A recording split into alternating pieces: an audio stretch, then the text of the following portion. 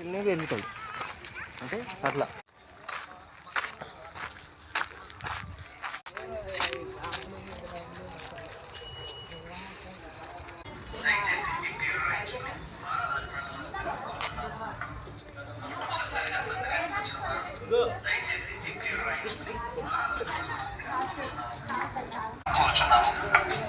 మొట్టమొదటిసారిగా మందిరానికి వచ్చిన వారు దయచేసి మీ పేరు రాయించుకుని ఆరాధనకు వెళ్ళవలసిందిగా కోరుచున్నాము. మొట్టమొదటిసారిగా మందిరానికి వచ్చిన వారు దయచేసి మీ పేరు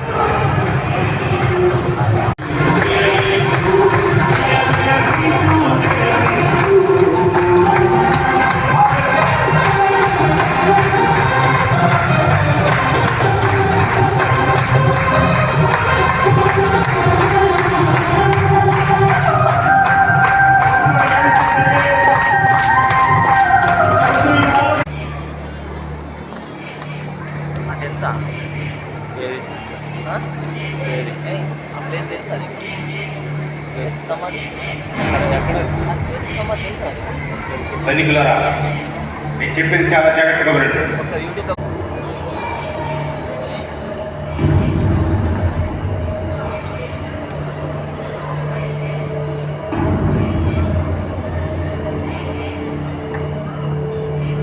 ఆ యేసయ్య సజీవుడిగా ఉన్నప్పుడు మరణించి తిరిగి 3 దినములు వేస్తానని చెప్పాడు.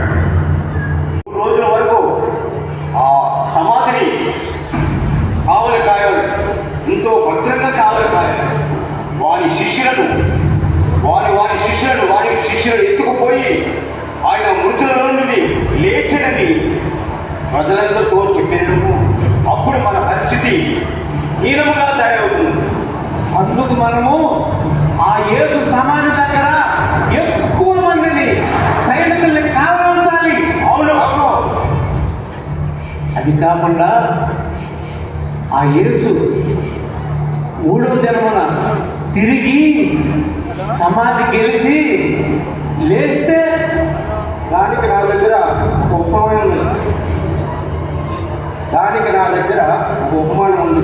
మన సైనికులకి ఎంత డబ్బులైనా ఇచ్చి మేము నిద్రపోతుండగా అతని శిష్యులు రాత్రి వేళ వచ్చి అతను ఎత్తుకెళ్ళిపోయారని లోకమంతా ప్రచారం చేస్తే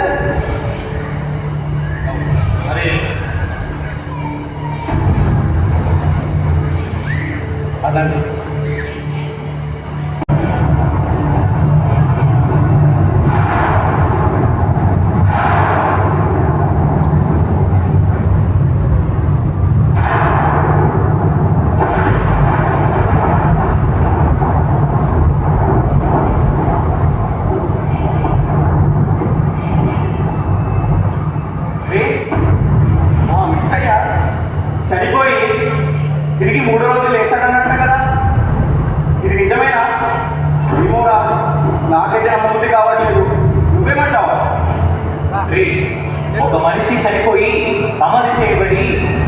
రోజున ఎలా చేస్తాడా? ఇలా చరిత్రలో ఎప్పుడైనా జరిగిందా? ఎప్పుడైనా చూసావా? కనీసం విన్నావా? అవును, జరగదు. జరగదంటే మరి జరగడానికి గురించి ఎందుకు ఆలోచిస్తావు? పోయి పంచుడు.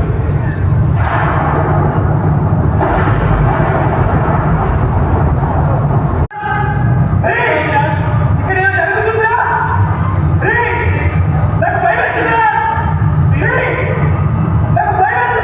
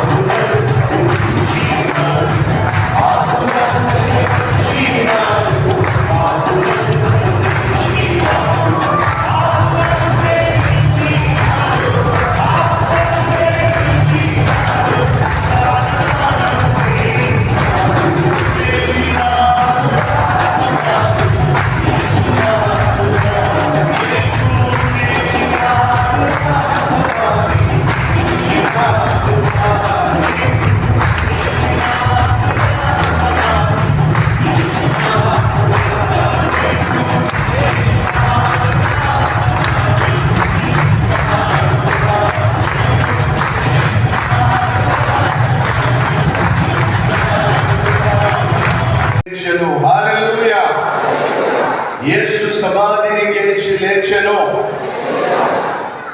రెండు చేతులు పైకి. పరిశుద్ధుడు అయిన తండ్రి, మేము సేవిస్తున్న దేవుడు సజీవుడు. మేము సేవిస్తున్న దేవుడు మరణమును గెలిచి తిరిగి లేచిన అద్వితీయమైన దేవుడు, సర్వోన్నతుడు, సర్వశక్తి కలిగిన దేవుడు, సర్వాధికారము కలిగిన దేవుడు, సజీవుడు.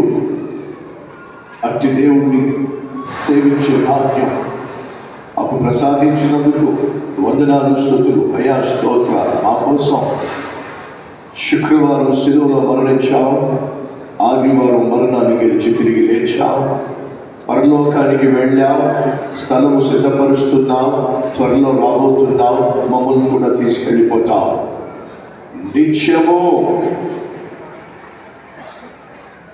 మీరున్న చోటే మేము కూడా నిత్యము జీవించే భాగ్యాన్ని మా కోసం దాచిపెట్టాం. నిన్ను దేవునిగా కలిగిన జనులు భాగ్యవంతులు నాయన, పరలోక వారసులయ్యా. అందును బట్టి మీకు స్తోత్రాలు చెల్లిస్తూ ఈ దివ్యమైన పునరుత్థాన ఆరాధనలో పాల్పంచుకుంటున్న వాళ్ళు ధన్యులు. ఆ ధన్యతను ప్రభు దినదినము అనుభవించు భాగ్యము దయచేయమని యేసునామం పేరట వేడుకుంటున్నాం తండ్రి. ఆమేన్. మీ చేతుల్లోని బైబిల్ తీసుకోండి.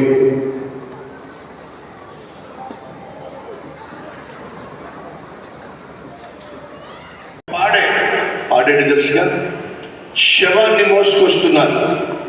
ఆ శవంతో పాటు ఆ పిల్లాడి తల్లి గుండెను బాదుకుంటూ ఏడుస్తూ వస్తుంది.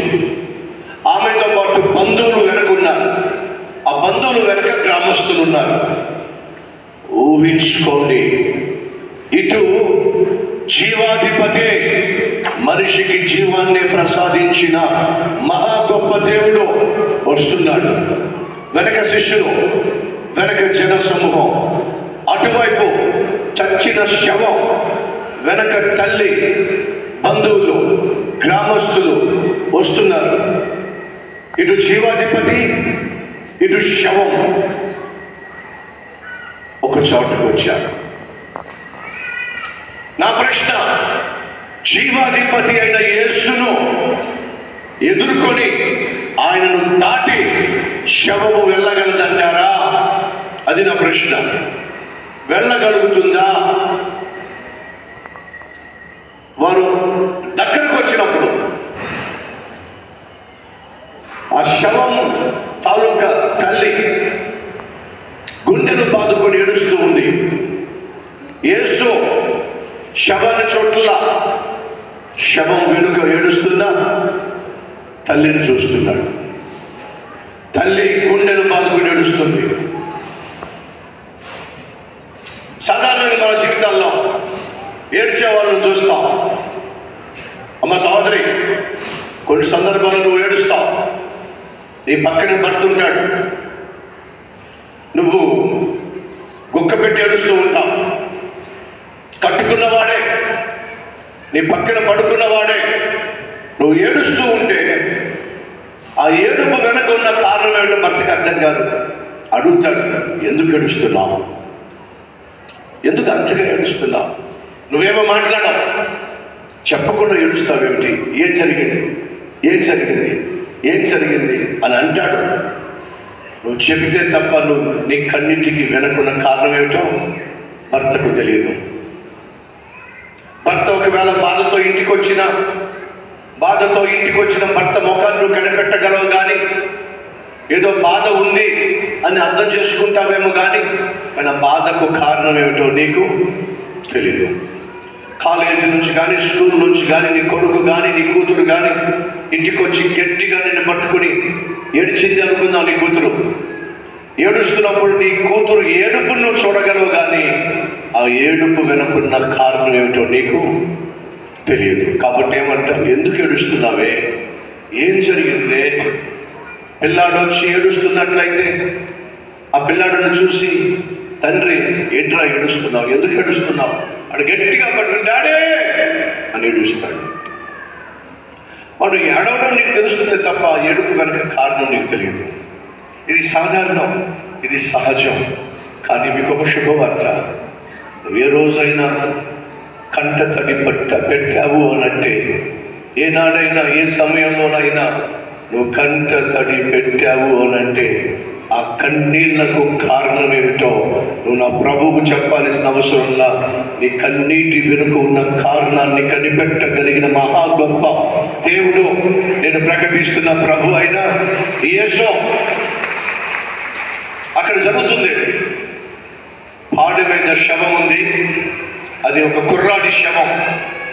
తల్లి ఏడుస్తుంది, బంధువులు ఏడుస్తున్నారు, సహజం. ఇల్లన్నాక ఎవరో ఒకళ్ళు పోవడం అనేది సహజం. వాక్యం వింటున్న సహోదరి సహోదరులు ఎవరైనా చెప్పగలరా, బ్రదర్ ఒక నిమిషం ఆగండి, ఇప్పటి వరకు మా ఇంట్లో ఏ ఒక్కరు కూడా మరణించలేదు, మా ఇంట్లో ఎప్పుడు కూడా మరణము సంభవించలేదు చెప్పగలిగిన వారు ఉంటే చూపించండి. ఇప్పటి వరకు మా ఇంట్లో మరణము సంభవించలేదు అన్నవారు ఉంటే చూపిస్తారా? మా ఇంట్లో మరణము చోటు చేసుకుంది, మా ఇంట్లో మరణం సంభవించింది అన్నమాట చూపిస్తారా? భయవేస్తే నేను తప్పు మాట్లాడానండి. మా తాతయ్య చచ్చిపోయాడు,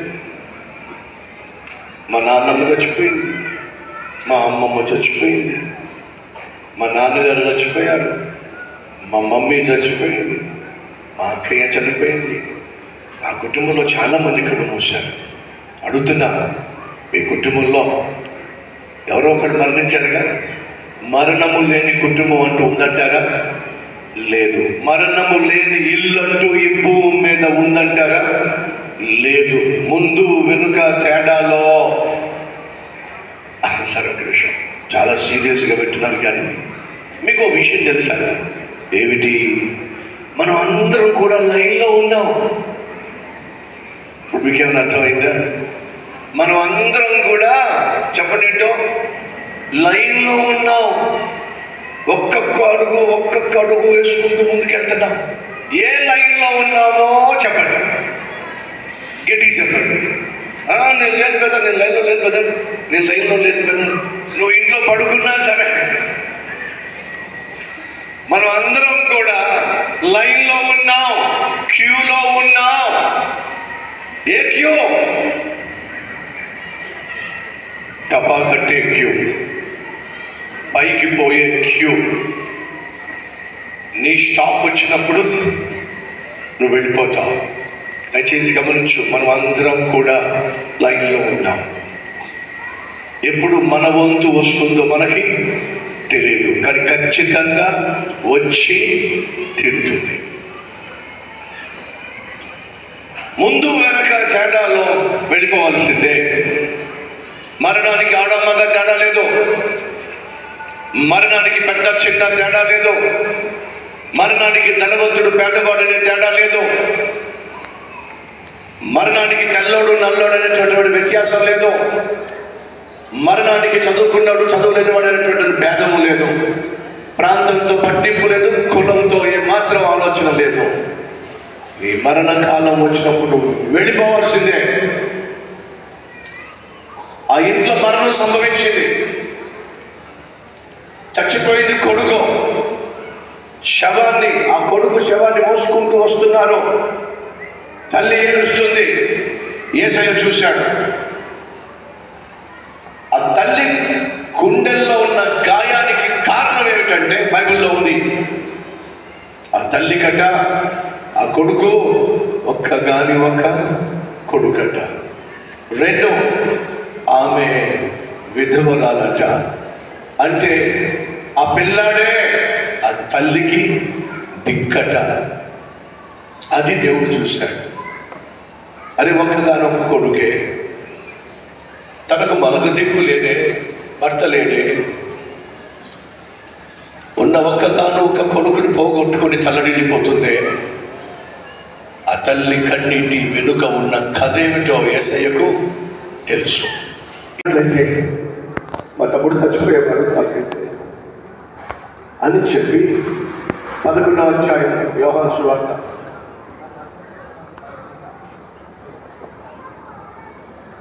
ఏం చేస్తుందో చూద్దామండి. 33వ వచనం. ఆమె ఏడ్చుటయో, ఆమెతో కూడా వచ్చిన యూదులు ఏడ్చుటయో యేసు చూచి కలవరపడి ఆత్మలో మూలుగుచు అతనిని ఎక్కడ ఉంచితిరి అని అడుగగా, మళ్ళా చెప్తున్నా, మరియ ఏడుస్తుంది, మరియతో పాటు ఉన్నటువంటి సహోదరులు ఏడుస్తున్నారు. కానీ ఆ ఏడుపు వెనుక ఉన్న కారణం ఏంటో తెలుసా? ఆ ఇంట్లో మగ దిక్కు లేదండి, తండ్రి లేడు. ఉన్నగానే ఒక్క మగ దిక్కు లాజరు. ఇప్పుడు ఆ మగ దిక్కు కూడా చచ్చిపోయాడు. ఇప్పుడు మా పరిస్థితి ఏంటి? మగ దిక్కు ఎవరు? మాకు అండగా ఎవరుంటారు? అండను కోల్పోయిన, ఆధారం కోల్పోయిన, మగ దిక్కును కోల్పోయిన మరియా మార్తను చూసి యేసు కల్లడిల్లిపోయాడండి.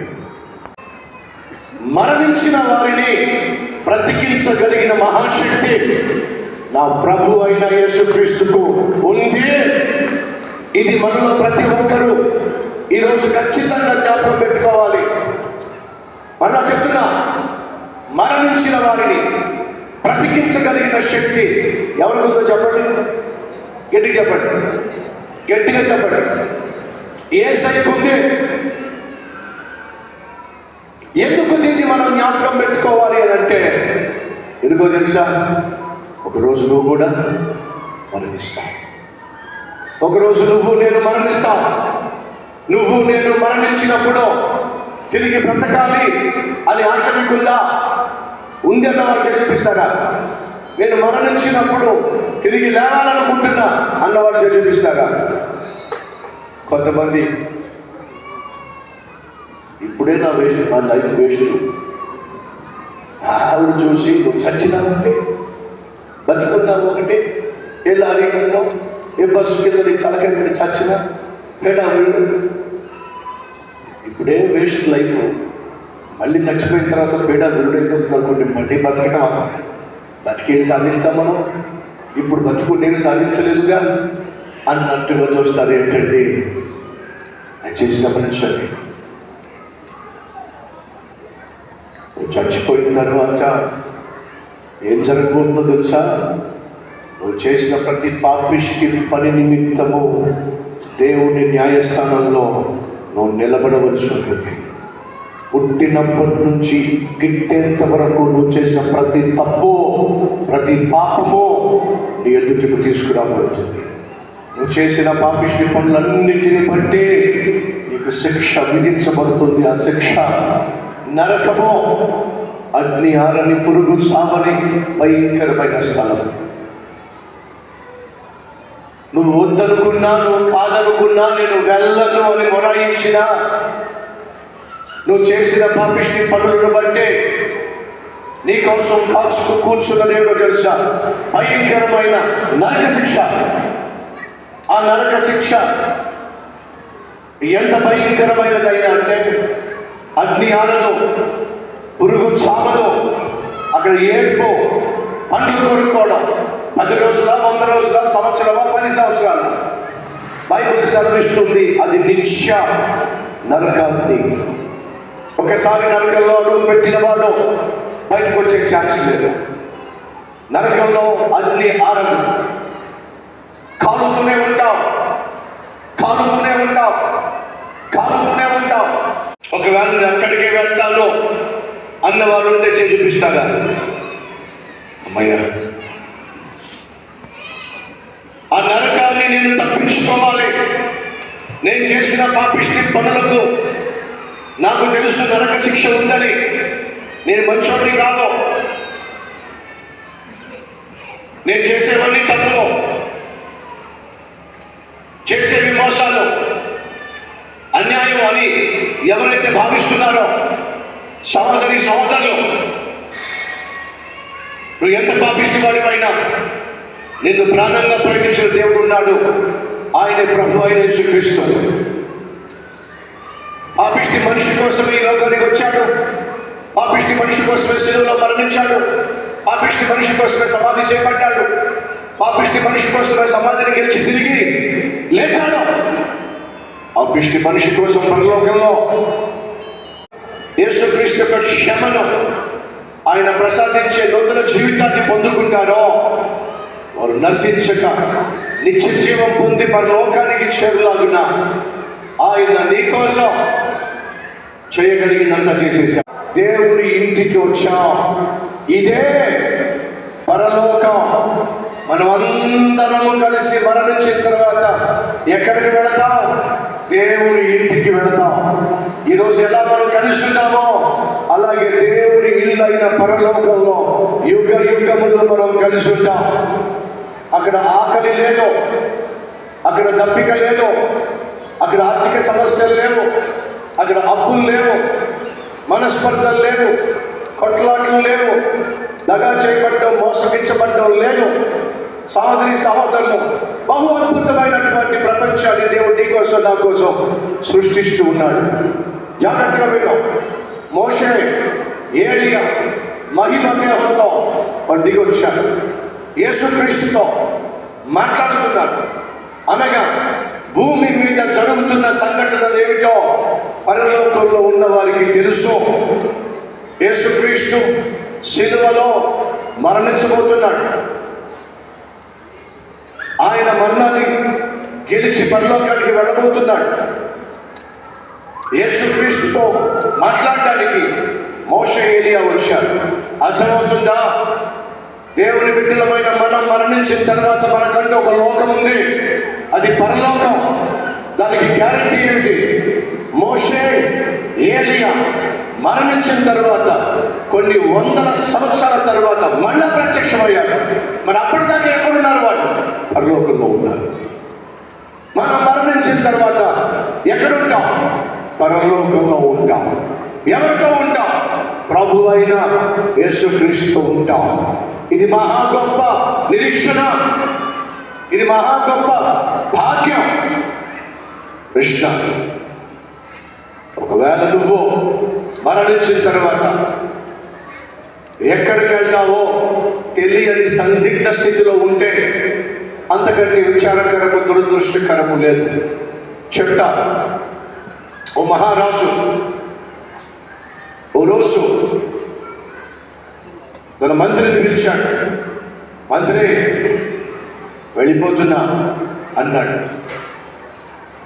మంత్రి అడుగుతున్నాడు, మహారాజా అదేమిటి సడన్గా నన్ను పిలిచి మంత్రి నేను వెళ్ళిపోతున్నాను అంటున్నావు ఏమిటి?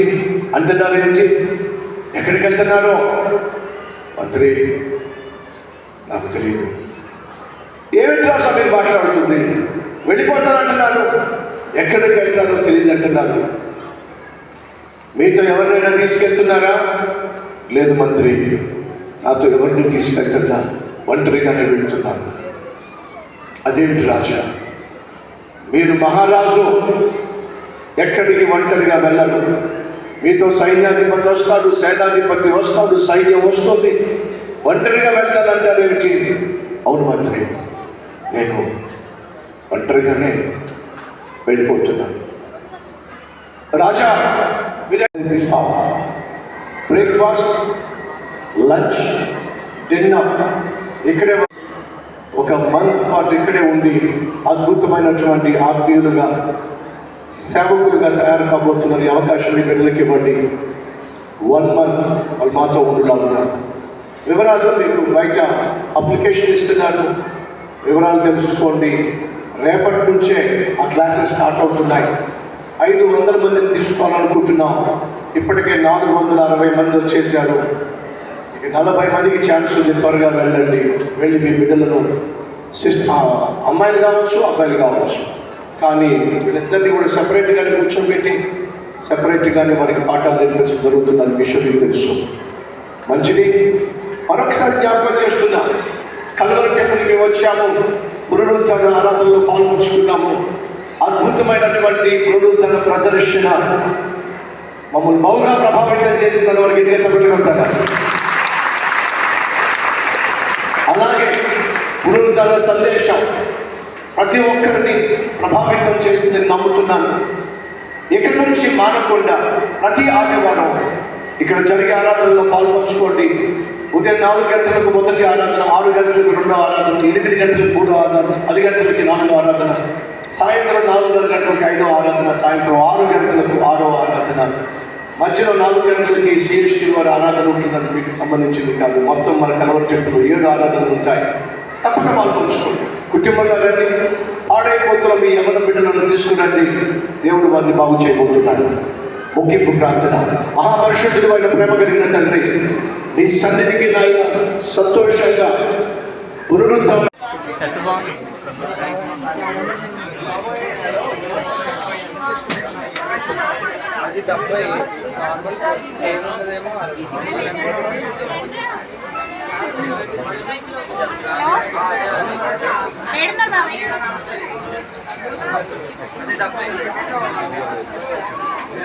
బయటకు రా తాగక్కడ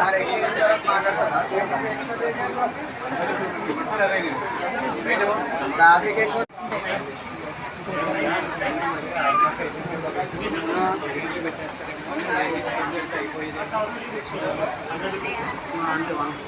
అది కలిపి